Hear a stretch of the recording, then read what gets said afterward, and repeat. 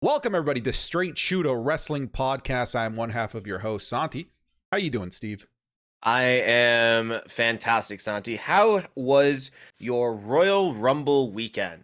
I mean, the weekend was fine. As it happens, the Royal Rumble itself was probably the low light of my Royal Rumble weekend, but we'll get to talking a little bit more about that. How was your Royal Rumble weekend? I am going to say it was a depressing weekend all around, but we'll get through it, okay? Yeah, absolutely. Now, folks, we're going to be talking Royal Rumble today. We'll talk a little bit about Shane McMahon, and also we'll chat a little bit about the existing card for the Royal Rumble. But first, a little bit of housekeeping news. Big shout out to the TikTok community over there, Steve. Over 70,000 people over on the Straight Shoot TikTok, many of which have now found the YouTube podcast, as the podcast here on YouTube has now crossed over 250 subs. Yo, I am hyped right now. As of right now, 730, Jesus. 73,000 plus. Okay? Yeah, 70. He's lost his voice. He's so astonished. Yeah, exactly. Just like you said, the Rumble's coming February 19th. And it's actually Elimination Chamber. 73,000 plus on the TikTok. I am absolutely hyped. In 3 weeks, I never thought we could hit numbers like this. We're easily going to break 100,000 in the next coming weeks. So, guys, thank you so much. And if you haven't already, make sure you jump over to the YouTube channel, which you are obviously watching this on. Hit the subscription, put the bell on, and leave a comment. Absolutely. And of course, head over to the TikTok. That's where we are posting 4 videos a day, and they all seem to be doing very well and are, for the most part, fairly properly received. I just want to quickly talk about the Mike Tyson video. It's nearing 3 million views, and what's funny is that we're being roasted in the comments for calling Mike Tyson a wrestler. And Steve, what I find really funny and hypocritical is that it's the Mike Tyson fans that are telling us that he's not a wrestler and that he's not part of WWE, when in my eyes, a real Mike Tyson fan would know about the history and legacy of Mike Tyson in DX in the 90s and the fact that he's in the WWE Hall of Fame. So what do you think of that? One of the most iconic moments of the Attitude Era is Mike Tyson turning on D-Generation X, ripping off the shirt and wearing that gorgeous Austin 316 t-shirt at WrestleMania. Y'all, if you don't know that moment, 1, you're not a wrestling fan. 2, you're not a Mike Tyson fan. Get out of my comments. Get off our TikTok. You know what? I'm over it. I am over it. And I agree with you, Santi. 3 million. I think we did something okay with that video. And clearly, by the way, for everybody that is commenting correctly and being supportive of the TikTok, you guys are much appreciated. I am in there as much as, we are in there as much as possible, trying to get back to almost every single comment and just trying to keep all the communication going. So keep commenting, keep suggesting. Just a reminder, our list, is long. I see you Sin Cara fans. I see you Finley fans. I see you Andre the Giant fans. I see you John Cena as Juan Cena fans. It's coming. I promise. Yeah. No, there's definitely a very long line of different wrestlers that we plan on doing, even non-wrestlers that we're going to call wrestlers, because deal with it. It's our TikTok show. But today we're going to get started with the Royal Rumble.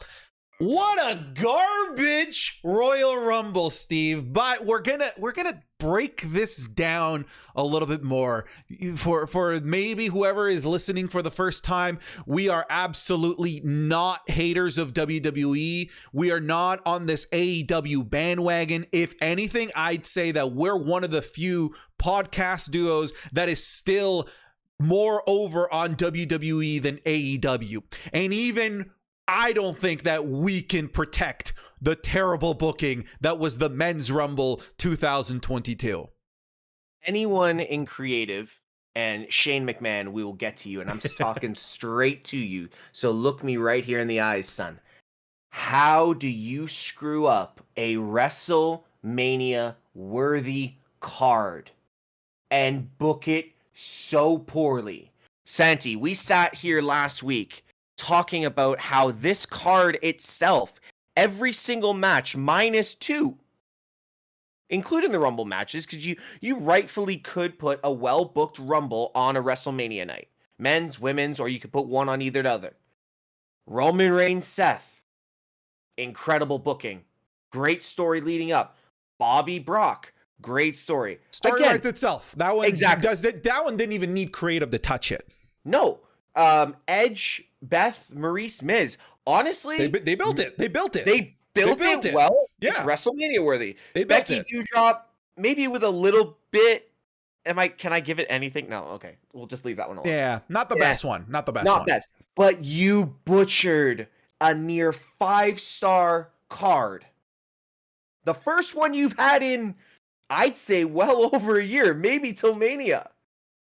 And you butchered it. Let's get into it, Santi. I'm done bitching about it. Yeah, you know what? I feel like we should probably start at the top of the card, where we sort of called this. We sort of called a disqualification, and I agreed in terms of saying that the Rumble is known for screwy finishes. So I wasn't upset with the outcome of Roman Reigns versus Seth Rollins, where Seth Rollins actually ended Roman Reigns' premium live events streak by technically defeating Roman Reigns. Of course, Roman retained the title, but I think a lot of people were a little upset with the match booking, the ending of Roman refusing to break the hold and being disqualified. I personally think if the intention was to have Seth Rollins and Roman Reigns at WrestleMania, this is great.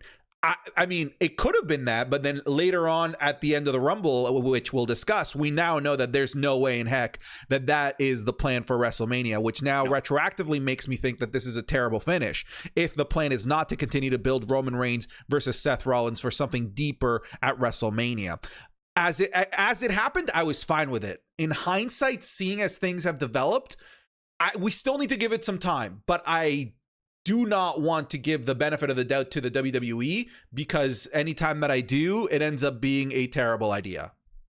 I think, Santi, you're on the right track completely about the ending of this match and almost being the catalyst for the entire pay-per-view. And also going into the rest of the news that we're going to speak about later, a lot of the results, because of who was in charge for pretty much the creative of the pay-per-view, the finish made sense at the start, and then it's almost like we broke the walls down, a tsunami came in, spun everything around, threw it in a tornado, and just said, this is what you're gonna get, this piece of garbage at the end of it. But can we say one thing? Moment of the night was this match, and Agreed. it was not even any moveset. It was no finish. It was Roman in the corner and the radio pop and that Shield music hitting, and Seth Rollins, even though he's technically the face in this match, comes out full heel persona and gets right deep sunk in here in Roman's head. The tribal chief was shook, and I will say, hands down, moment of the night, minus Sasha Banks eliminating Melina and doing the little celebration. That was the moment of the night. Seth Rollins. I'm not changing my mind. Yeah, no, I'm with you with the Seth Rollins. Like I said, I feel like at the moment the match was booked pretty well. Like the beginning spots with with the Shield music, him coming through the crowd, him doing the Seth Rollins roll over the barricade, all of it was stupendous. And I love every time Roman kept hitting Seth and Seth just kept cackling, ha ha ha ha. Yep. Oh, it gave me Heath Ledger Joker vibes. Yes. And or if anyone that's seen Spider-Man No Way Far From Home, there's a scene where the Green Goblin does the same thing where he's just getting beat up by Spider-Man, and Willem Dafoe just laughs in Spider-Man's face with every single punch, and it gave me vibes of that. I thought it was so good. The match was really good.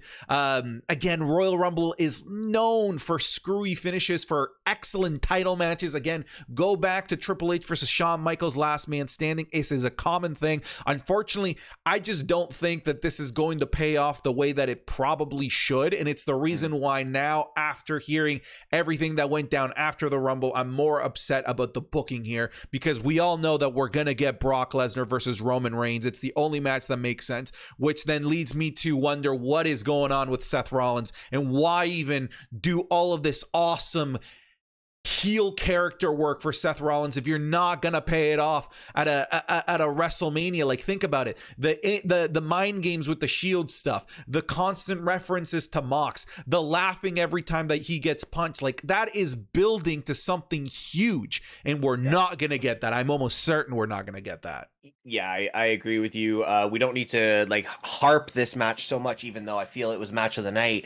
The one thing you said there is Seth not being in the main event for Mania. And I think the main event for Mania is a different conversation these days. Even though it is a Saturday, Sunday, I do feel still the Sunday night match is still the main event.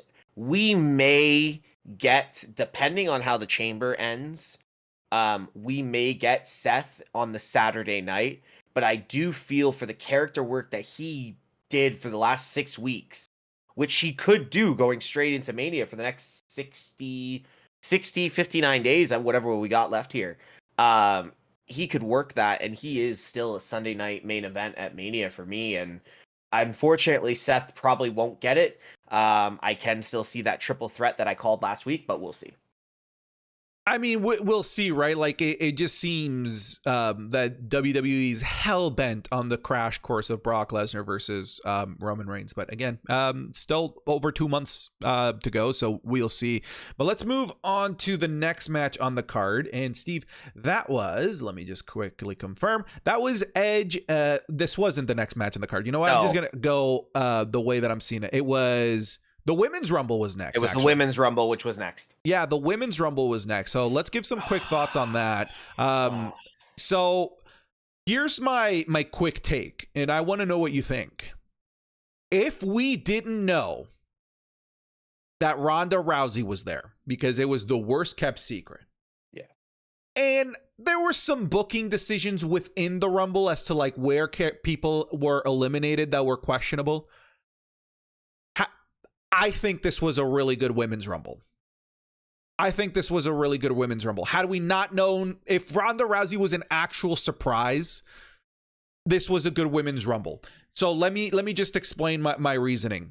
We had actual genuine surprises with Ronda Rousey being one, but kind of being spoiled. We had great nostalgia pop with Ivory, which is something every Rumble needs to have. And the Men's Rumble was devoid of that. I loved that nostalgia piece with Ivory just going out there in the right to censor gimmick and just roasting everybody and getting eliminated as she's roasting people. I thought it was brilliant. The other reason, Steve, why I think this was actually a good Rumble, and one of the biggest reasons the Men's Rumble faltered so hard, is because at any moment, I felt that there were 4-5 potential winners. At one moment in the Rumble, I was like, Sasha Banks could win this. Yep. At another moment, I was like, Liv Morgan. At another moment, Charlotte. Oh my God, she's looking so good. Oh, they've revitalized Rhea Ripley. Rhea Ripley's looking like a monster. She could win this. And then Ronda Rousey, which, you kind of knew that she was going to win at that point, but had it been a genuine surprise, I feel like people would have reacted better.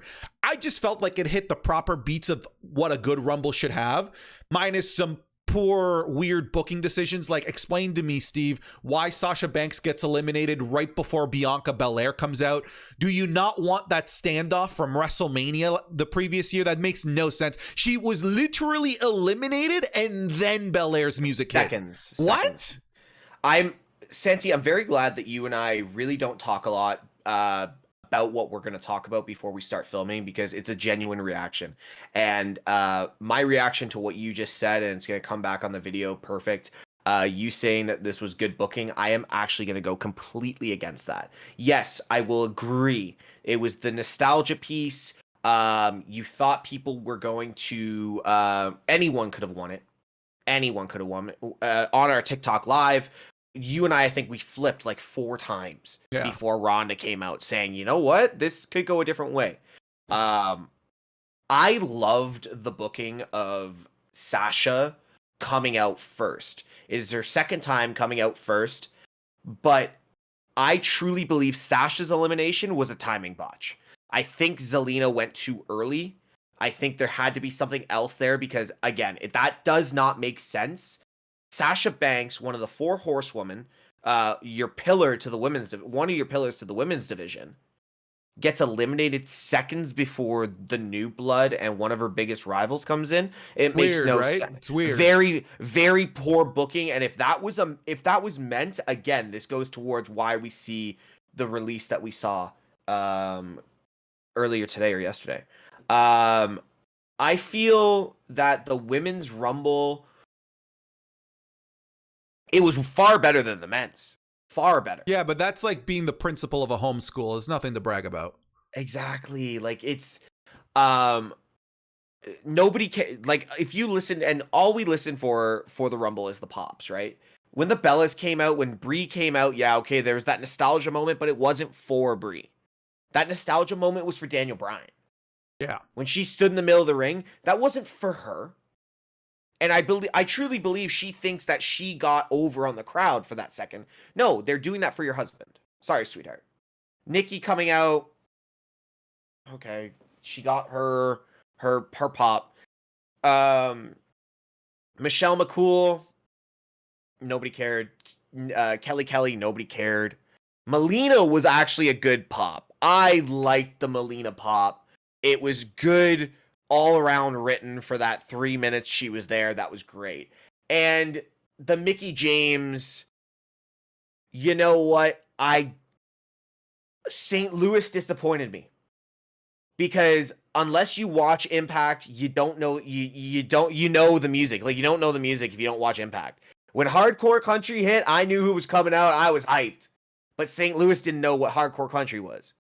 So it wasn't the pop she deserved.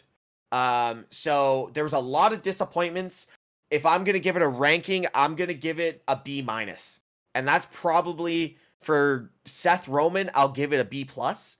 And I don't think any other match is going above a B- for the rest of our podcast. You know what? WWE, you were that close and you spilled it. So yeah, anyways. I mean, I will say that I had genuine, like, schoolboy shivers, levels of excitement when I got to see Mickie James come out with the knockout women's. Do they call it the knockout? No, Impact Knockouts Championship. Knockouts. I was like, yeah, that wouldn't make sense for them to call it knockout women's. Anyways, when she came out with the knockouts title, I was jaw to the floor. I didn't want to believe that WWE was going to ruin it, but I don't think that they did. I am so glad that they let Mickie James come out there and come out with her title, come out with her Impact music, be labeled the Knockouts champion from Impact in her entrance lower third card, and then last a solid 10 minutes. Great. Like, that's all we needed from someone like Mickie James. And that alone, plus, you know, the actual extra, you know, not lame entrance, because we're gonna talk about the men's, because the men's rumble was just plagued with tag teams. At the very least, in the women's rumble, we had a lot of very serious and very serious contenders, some comedy characters, and some filler. And I think, in terms of the guts of a rumble, it was good. I think it could have been better, and I think it would have been significantly better if people didn't leak the Ronda news. Yeah. All right, let's move to the next point of the card here. So we had Becky Lynch versus Doudrop. It was fine. That's you know me, I'm a Becky Lynch through and through, and I've got nothing to talk about on this. Yeah, it was what it was. Becky Sorry, retains. Becky, I love you. Sorry, Becky, I love you. You retained. Good job. Do drop. Go work on your character. Come back in 2 years. And change your name, Piper Niven, Yeah. please. Piper Niven. Yes. So next we've got. It's frustrating because we know how the Rumble ends. We've got Bobby Lashley defeating Brock Lesnar for the WWE World Championship. The WWE Championship. Yeah. And it went almost like we were the ones who booked this match. And that's a bad thing. That is a bad thing. When casual fans can call your booking a week in advance. We literally said that this match is going to end with, well, I said, with Bobby Lashley was going to win and that Roman Reigns was going to interfere, exactly how Eddie Guerrero won the title from Brock Lesnar at No Way Out 2003. That's not a good thing. It is not a good thing when I am predicting it so far ahead. I am not trying to toot my own horn because I don't think that it took a brilliant wrestling mind to see that coming. Yeah, no, I completely agree with you. Even though I was hoping, I think my pick was more based around hope that Brock would carry, that we could actually see the Roman Seth, and it goes back to Roman Seth. We wanted to see that storyline get to Mania, right? So I think that's where my Brock pick came from. But at the end of the day, I will say this is the only match on the card not booked by Shane McMahon and creative. I have a feeling this was a Paul Heyman creative because he still has creative control in WWE. I feel this is a genuine Paul Heyman swerve, and we've seen it over 20 years of good creative come from Paul Heyman. And Roman coming in, you know what, Santi, great call. But the way it happened. Yeah. That fucking first, excuse my French, the spear, and then he gets up and the sly look down to Paul, and the heel turn for Paul Heyman. I'm going to say the mega heel turn, because Paul Heyman's a heel. Yeah. As much as we cheer him, he's a heel. But the mega heel turn, going back to, what's his title for Roman now? Oh, my tribal chief. Yeah, the tribal chief, the liaison or whatever he is. Hit us in the comments. Yeah, I know what you mean. Yeah. Hit us in the comments for whatever it is. Special counsel, isn't it? The special counsel. But that little, and then as he's raising it, it gave me Paul Heyman, CM Punk with the urn of the evil Paul Heyman coming back up and just holding that up, and then the title hitting with the title, and then him walking out both hands like, my hands are clean on this one. As the blood runs off them, my hands are clean. Great booking. I loved it. It was awesome. But now, what? What do we have for Bobby? Does WWE know what they have for Bobby? And they don't. That's what the reports are, that they have no idea what to do with Bobby Lashley or the WWE Championship. Here's one of the problems that I think what you're saying is fine. Like, I think the character booking was good. The match booking I don't like, because are we then now supposed to believe that the only viable person that can beat Brock Lesnar is Roman Reigns? How the heck is Bobby Lashley not a believable character and physical specimen to defeat Brock Lesnar? I don't understand that. It's a sullied victory for Bobby Lashley, which doesn't suit his character, because prior to this, he was the dominant champion who no one could touch when he was WWE champion, beating everyone, beating McIntyre clean numerous times. The man was winning clean left, right, and center. No one could touch Bobby Lashley. And now, we're a few months removed. We give him a new title reign, and now all of a sudden the only way that he can win is with interference from somebody else. Seems weird to me. It doesn't fit the Bobby Lashley, that dominator character, that he does such a good job of portraying. So all in all, my concern is that they threw Lashley's character to the wolves for the sake of booking Brock Lesnar versus Roman Reigns at WrestleMania. And I didn't think that was necessary. Yeah, no, I think what WWE was trying to think here is every time there's a Call of Duty update, a weapon needs to get nerfed, and unfortunately in the Rumble, Bobby Lashley got solely I gotta nerfed. stop you here because WWE has done this right before. Let me remind you of the Women's Rumble where Becky Lynch lost her title to Asuka clean at the start of the Royal Rumble show for then to then enter the Rumble and win and get it all back and go to headline WrestleMania. Asuka looked strong. Becky Lynch looked strong. You could have done exactly that. You could have done exactly that. Allow Bobby Lashley to have that moment of one-upsmanship over the Beast and carry that title into Mania with some serious glory, and it means something.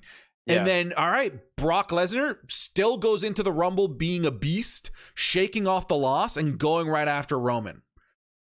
I think they could have done it different. And we'll get into the men's rumble, but I think the 30 spot was a very bad decision. Put him in at 21. Make him work. Put him in at 21. But the 30 spot, I think, is like the nail in the coffin for the night. Yeah. And I don't know if you watched the YouTube videos or the fan reaction videos of being live in the stadium. When it was the first time in months I've heard Lesnar's music hit. And it wasn't silent, but it was not well received. Yeah, that you could feel the air leave the stadium. And you know what? We're going to talk about I'm going to hold these thoughts here for a second because we're going to talk about the men's rumble. But let's move on to Edge and Beth Phoenix versus The Miz and Maurice. It was fine. Yeah.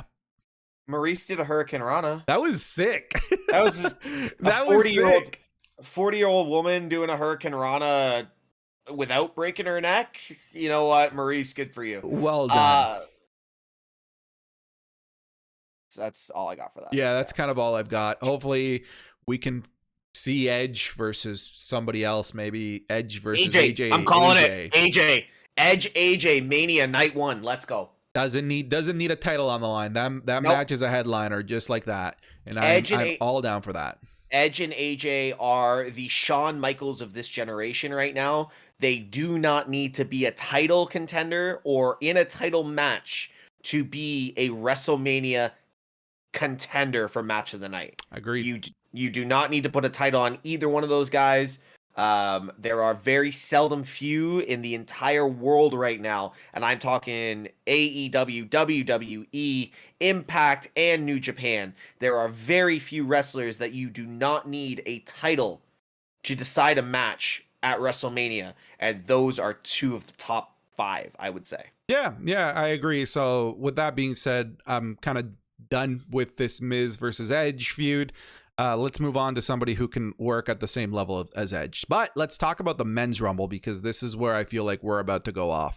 I'm just going to start off and say that this might actually be the worst Royal Rumble of my lifetime. No.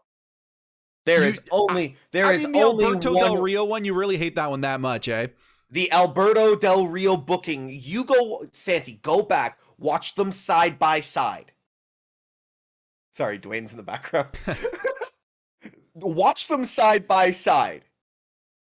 The Alberto Del Rio booking is worse than this match. In my lifetime, and I've watched nearly every Rumble except for Hacksaw Jim Duggan.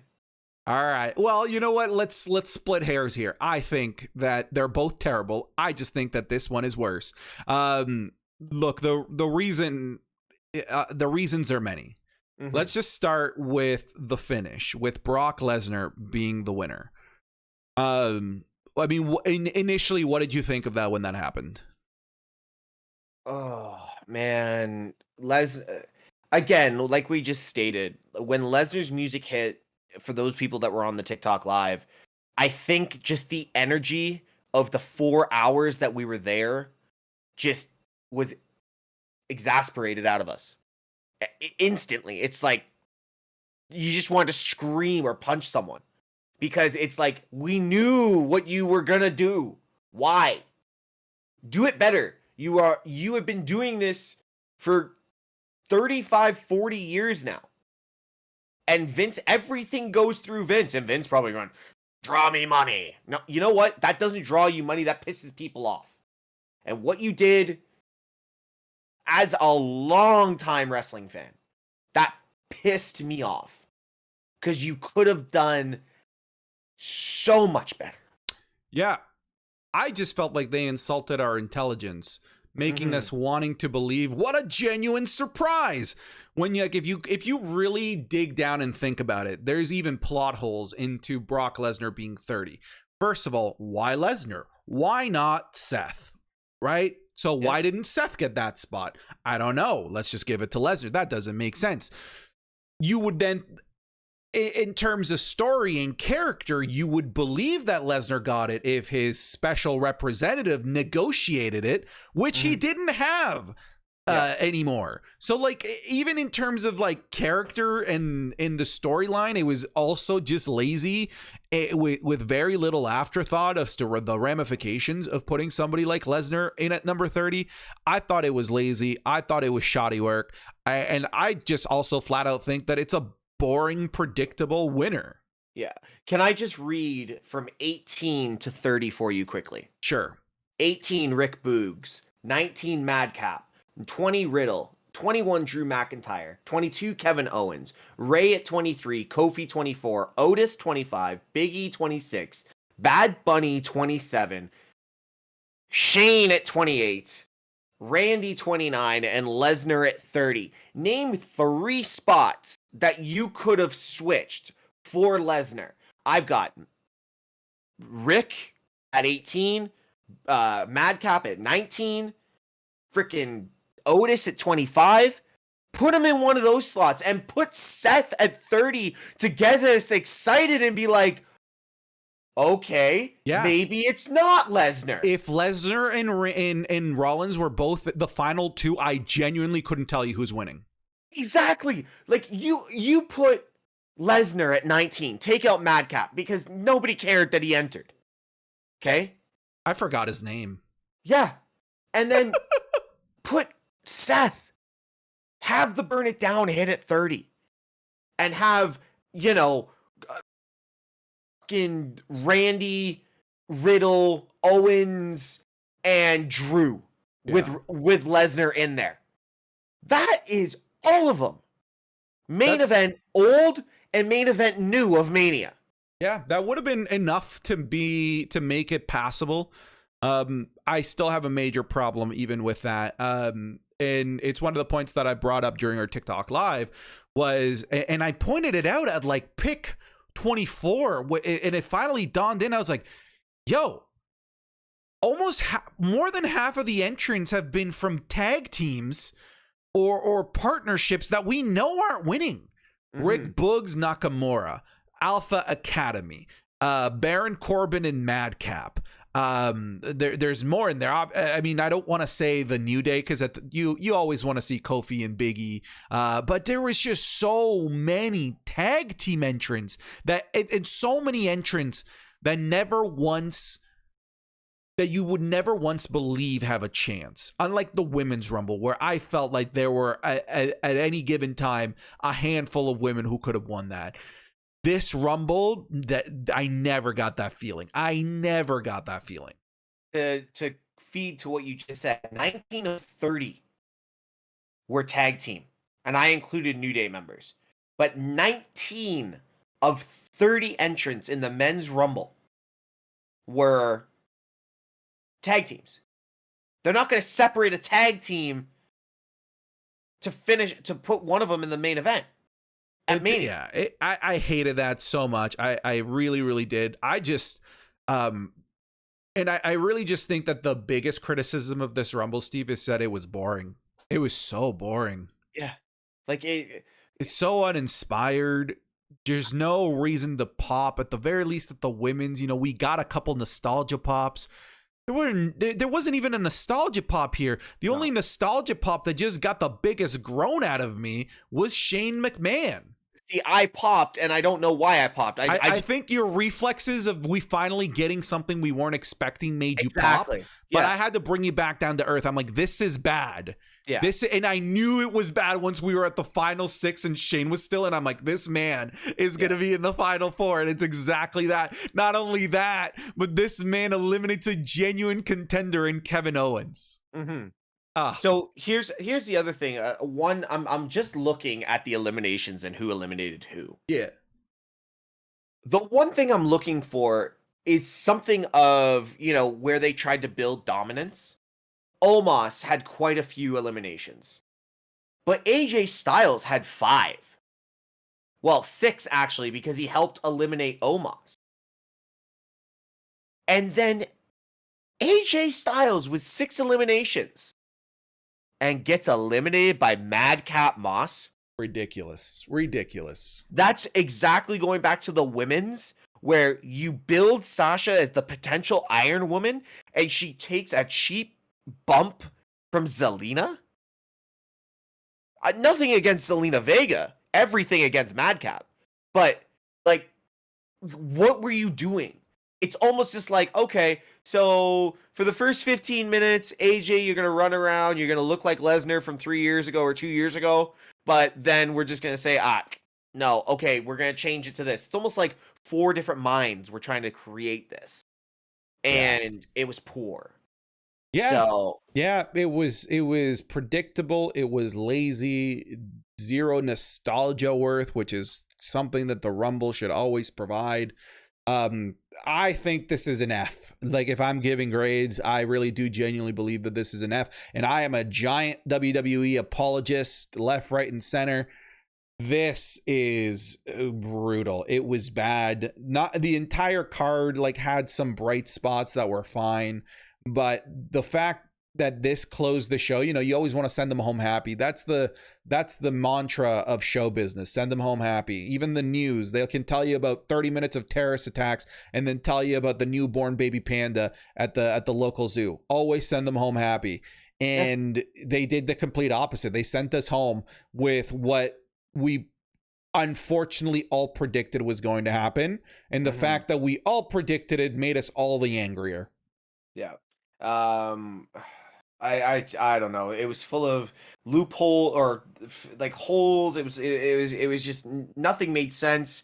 The only thing that was actually credible was actually WWE realizing that there was a Kofi botch and he couldn't do his fun thing. I actually think he broke something. I heard he got hurt. Yeah, he got injured pretty bad on that, because when he left, we don't need to get into it, but I think the only thing they did well there was realize the cameras caught this. We can't bullshit it. Because obviously they would have tried to do the railing to the stairs again. Yeah. But I mean, the spot would have been awesome, but I think I have a hard time calling it a botch because that's such a difficult thing to do.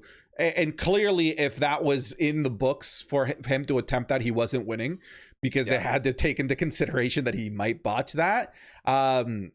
I just feel like that entire spot was so representative of what this Royal Rumble, what this Royal Rumble. I like that. Yeah, giant expectations. He's up in the air.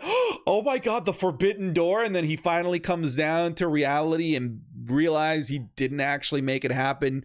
Actually hurt himself in the process, and now is probably out for a few weeks. I feel like that's such an analogy for how this Rumble went. It's just I can't wait to forget about it, because at the very least, we've got a pretty exciting Elimination Chamber, at the very least so far, from its booking, even though it's in the magical land of Saudi Arabia.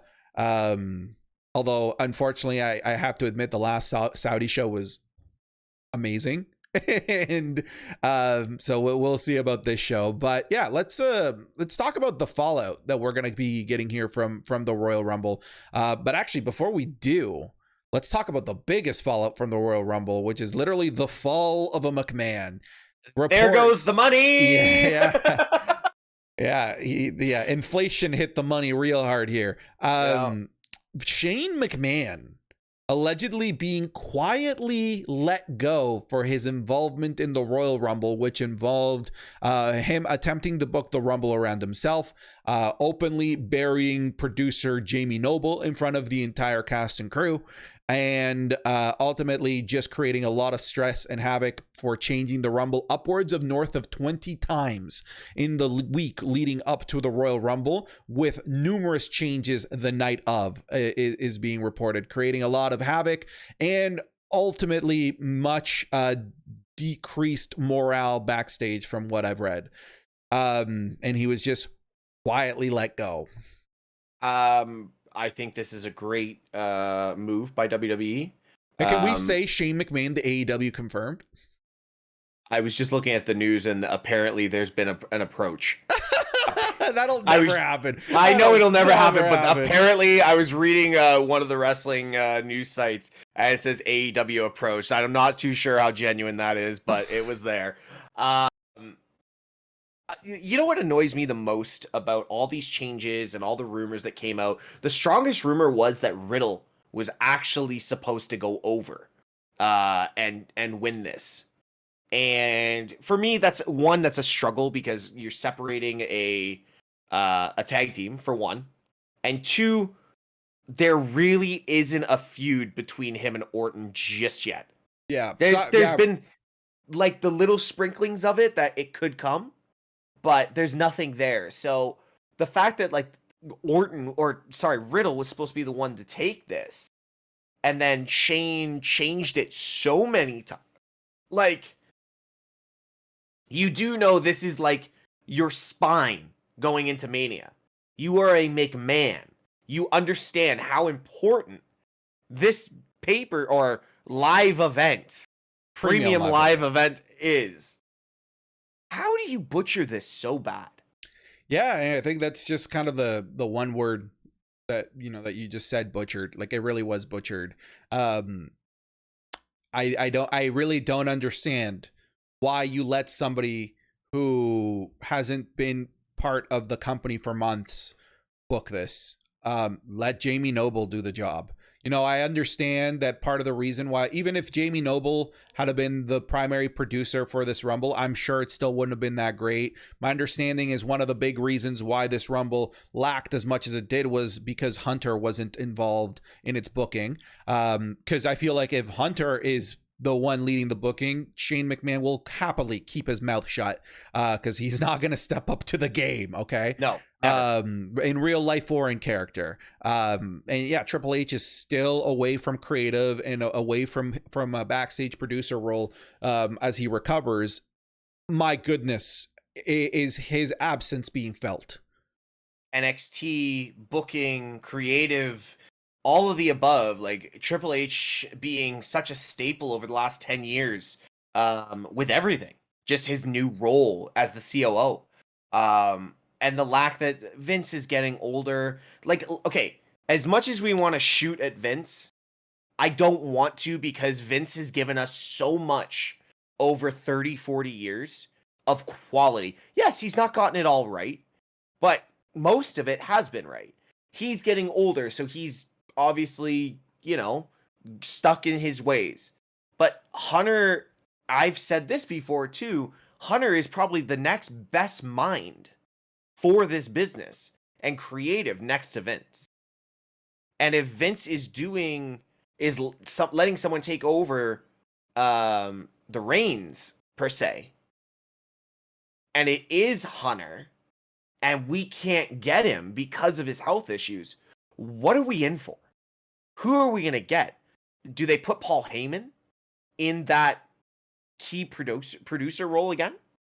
Because just remember, we had those few months, 2 years ago, where Paul Heyman was creative and he was trying to push Buddy Murphy, Zelina Vega, Aleister Black, Ricochet, and they were all getting those pushes, and it was very, very, very, very, very good television at that point.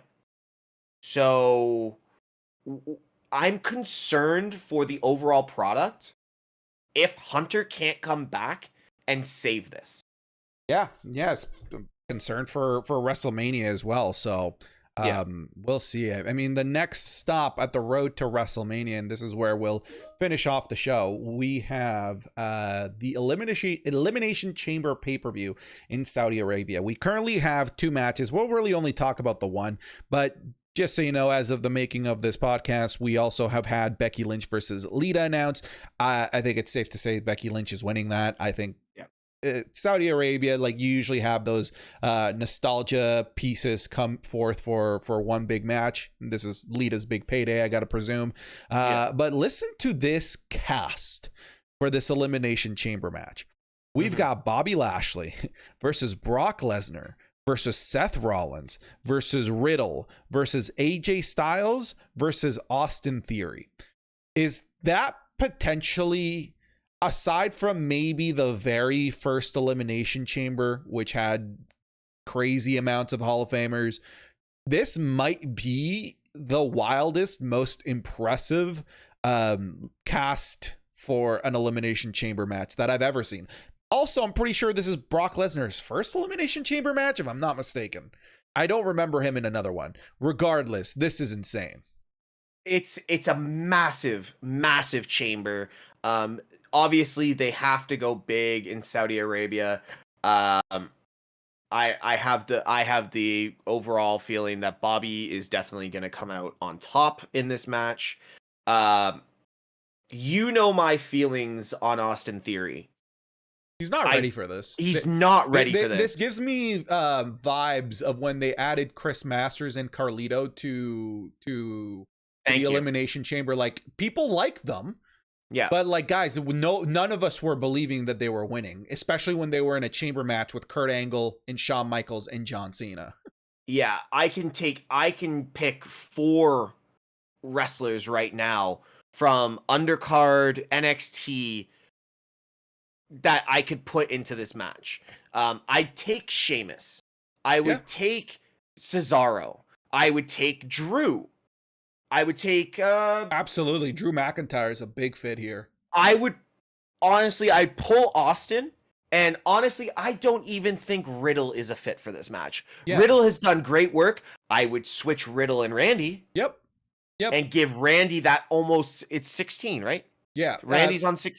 Yeah, Randy's on 15, I believe. Now, riddle me this. Wow, I'm actually really impressed with that one. Riddle me this. Why did Austin Theory go clean over Kevin Owens for this on Monday Night Raw? I'm very confused. Very confused, because I felt like we were in a collision course for Kevin Owens potentially being in the title picture going into Mania. And now, after the results of the Rumble, with him being eliminated by Shane McMahon, and here being doing the job clean for Austin Theory, I'm very confused, because I actually felt the other way around would have been better if, well, I think it's obvious that I think Kevin Owens would be a better fit here, but I think for both characters, I felt like Austin Theory would have actually benefited more from a gutsy loss than a clean win here. Yeah, and I still think there's some tomfoolery ahead for this match. I can see a run-in, like, the Becky Lynch with Lana at the Rumble. Edge taking out Kofi. Yeah, I can see potentially Austin Theory getting put into a wall or something, or into something backstage, found laid out, and Kevin Owens walking out, and potentially, now, if I was booking for WWE, I would do that because that's good storytelling. So any of the producers for WWE, take advice from us. No, so I think you're right. Stacked Elimination Chamber. As much as I don't like Theory and Riddle, they are the future of the next 5 to 7 years of WWE. But Bobby's gonna win, and it's the only one that makes sense. If he doesn't, then I have no idea what Mania looks like. Well, if he doesn't, then I have no reason or understanding why they did what they did with Brock Lesnar. But at the end of the day, Santi, this goes back to Shane's release and bad booking, and they might try and fix it at Elimination Chamber. Yeah, well, I mean, we'll see. I mean, I don't know how you can fix this. It's really surprising that they, with this being in Saudi Arabia, that Shane was let go. I really thought that the reason he was back was for a Saudi match because he's Mr. Saudi Arabia. That's where he won the best in the world. And again, he kind of falls under that nostalgia piece that the Saudi Arabians love. So maybe that was the plan. Maybe the plan was to build Shane McMahon to a Saudi Arabia match. My understanding was that he was supposed to be in this Elimination Chamber match. So, yeah, count your prayers that he's not, because that would have been abysmal. Absolutely abysmal. I'm so sick and tired and done with Shane McMahon. He does not do it for me. The fact that he's constantly in feuds with talent that can do so much better if they were put in matches that weren't with Shane McMahon really bothers me. And the fact that sometimes he goes over on these people. Why did he go over on Kevin Owens and Sami Zayn during that feud? I don't get it. Why was he part of an Undertaker WrestleMania match? I don't get it. I'm done. I'd rather see Jinder Mahal win the title 30 times over. All right, than Shane McMahon. I'm done. No, just. But yeah, no, that's kind of where we're at. Over the next couple of weeks, I'm sure we'll focus in a lot on the WrestleMania card because we've got 2 months of it. But as of right now, I'm concerned. Yeah, it's leading up to a massive Mania in Dallas to look abysmal. That's the only way, because you even look at the women's titles. Like Ronda's gonna take Charlotte easily. Like after what we saw on Raw, Ronda's gonna take Charlotte. What's the storyline for Becky? Are we gonna see Bianca Becky I think so. Again, like whatever. Okay, it's been done. Can you not do anything more creative with Rhea Ripley, or change Piper's name back and give her something better, or something, Seth, where's Seth going? Where's Drew in this? Drew, during the pandemic, he carried your company. Where's he going?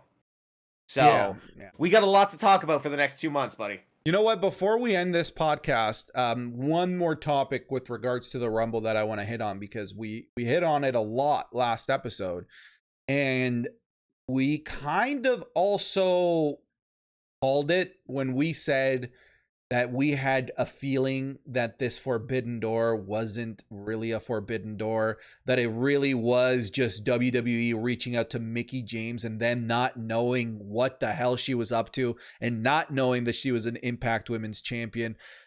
I believe that we were proven right in terms of holding ourselves here down low with excitement when it came to this forbidden door, because I had a feeling that those reports were not right. They really were just reaching out to ex-WWE people, and a bunch of them turned them down, apparently including Nia Jax. I feel like there isn't too much to talk about here, but I feel like this is a lesson to wrestling fans. Do not get your hopes up with WWE. Never get your hopes up with WWE doing deals and partnerships with organizations that are not owned by Vince McMahon. I am now certain that had they known that Mickie James was an Impact and a prominent piece in Impact at that they would not have reached out to her. I think it was an oh shit moment, and they just sort of went with it. But I had a feeling. Pride, I had a feeling this was what was going to happen, and nobody from this forbidden door, because you can't call Sarah Logan forbidden door. Melina, maybe Melina, but nothing over in the men's. I mean, I feel like the biggest forbidden door was letting mega jobbers like Madcap in the Rumble. That's a big forbidden door. What, Bad Bunny coming from the music industry? Yo, I love Bad Bunny. Bad Bunny can be in every premium live event ever. That kid loves this business and will. I don't know if you saw the really genuine backstage moment that he had with Rey Mysterio gifting him the mask that he used in the Rumble. No, and Bad Bunny was taken aback that he was Wow. being given Rey Mysterio's mask off of his head, and Rey Mysterio was on camera without a mask with a towel around his face talking to Bad Wow. Bunny. It was a I didn't know really that. beautiful moment. I didn't know that. But Bad Bunny should not be in our Final Four at the Rumble, and Madcap should not be in the Rumble. Where is my boy Jinder Mahal these days? You cannot hinder Jinder. Where is Veer? He's stuck in the Arctic somewhere. He's walking in circles. So I mean, do you have anything else to add to this Forbidden Door talk, or can we wrap it up here? I'll just say one thing. Like, you were very like calm in this whole situation. I was the kid hoping We'll go with for it. I'll allow it. Hoping for, you know, WWE to finally just give us a little bit, you know, just give us that little, you know, WCW takeover thing, you know.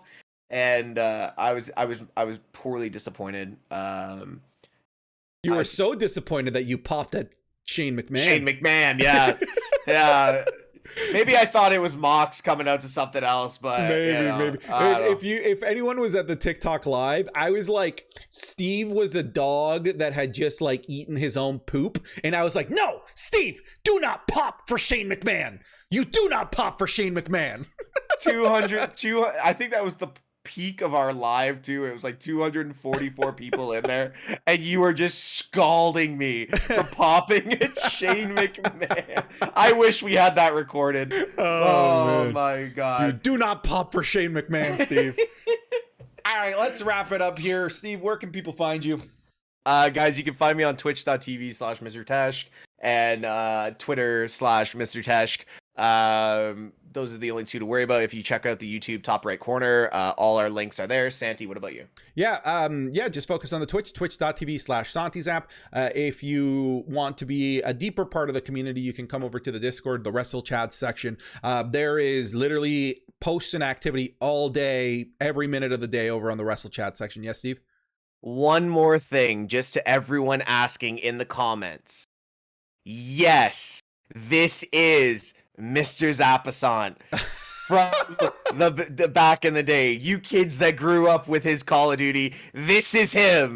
This is him. You're embarrassing me. I am going to stop answering these questions now. If you didn't watch this video, the man, the myth, the legend, Mr. Zappasan. Twitch.tv/SantiZap. You can, I'm also on TikTok at Straight Shoot. Come over there. I mean, most of you guys are over there anyway. But thank you very much for coming over to the YouTube, listening to the podcast. We will see you next week, and take care. Peace out.